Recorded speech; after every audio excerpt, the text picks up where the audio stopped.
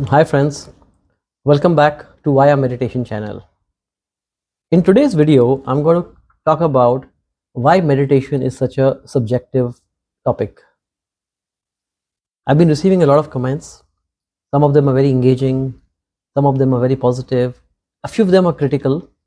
And one criticism that I notice is I don't think so of the content, it's largely of the concept that meditation is something which is subjective. If you've not attained to a particular experience, you can easily dismiss it off. Dismissing off is fine, you can do that, but you will probably lose the benefit that can come to you from it. A few of the viewers have been very critical. They called it something like bullshit, which I think is taking and stretching the matter a bit too much. But I still want to make a passionate rebuttal of why meditation is worth giving a try, and coming back to the topic, why it is subjective. See, let's first try to compare meditation with science. The good thing of science is that science can be repeated, science can be replicated through experiments, and you can arrive at a point of consistency. You boil a water in San Diego, or you boil a water in Chicago, or you boil water in Kyoto, it will boil at the same temperature. It may vary a little with altitude, but that can be explained. So there's a consistency. Like Osho used to say that Edison has invented a bulb. That means no new child has to invent the bulb for himself. That one invention is enough. It can be replicated. Now that is science. You create something, it can be taken to a mass production and in a consistent manner.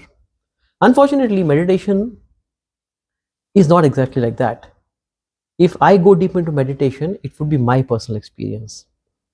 And if you try to meditate, maybe you will attain that experience, maybe you will not. Because it's exactly to what depths you can reach, and hence there will always be a subjectivity. While there have been many universities that have published results about meditation, how the brain scans, how the different alpha waves, beta waves, how it varies from a strong meditator or experienced meditator to a beginner, there is a lot of study that is there for meditation also, which means it can be validated. But the key difference is, if 1,000 people will meditate at one point of time, there could be 1,000 different results. There could be some commonality between experienced meditators. The point that I'm trying to make here is there will always be a sort of subjectivity, which will always remain.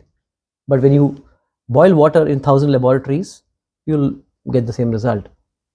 So with this problem, sometimes those people who have not tasted the bliss of meditation may like to dismiss it off, which of course will be their loss if they do that. So it's very important that, like any other practice that you do, you give it a serious time period. So meditation, in my opinion, in my understanding, is a sort of art as well as science. The science part is that there are different methods that you can use. There are different types of meditation: active meditations, mantra meditation, tantric meditations, shamanic meditations.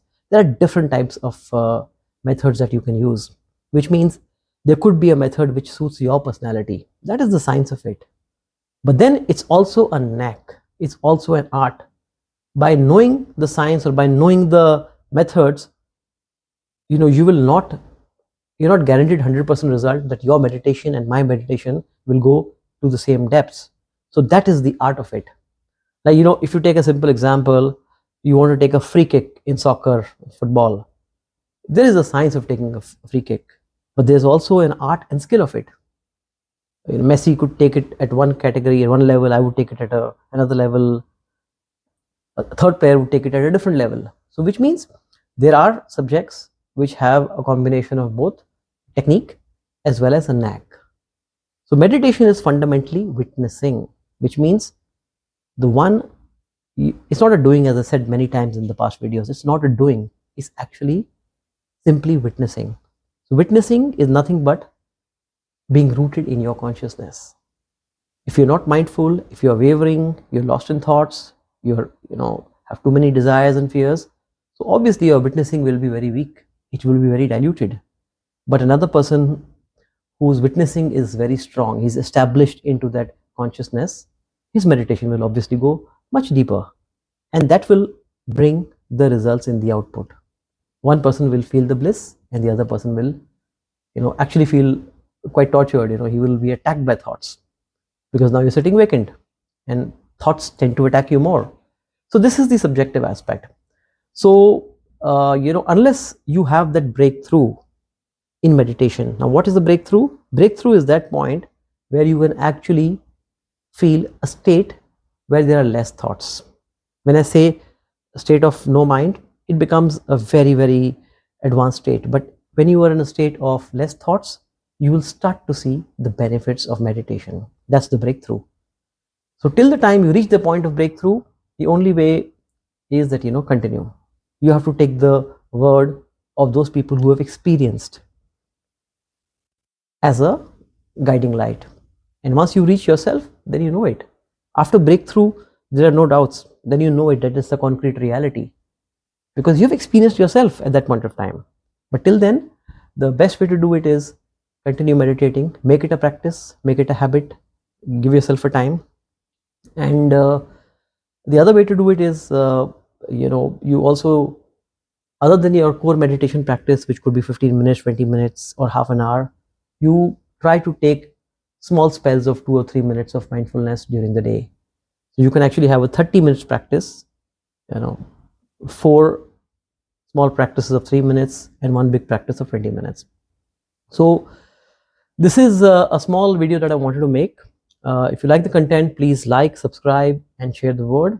Let's try to spread the word of mindfulness amongst all people. Thanks for watching.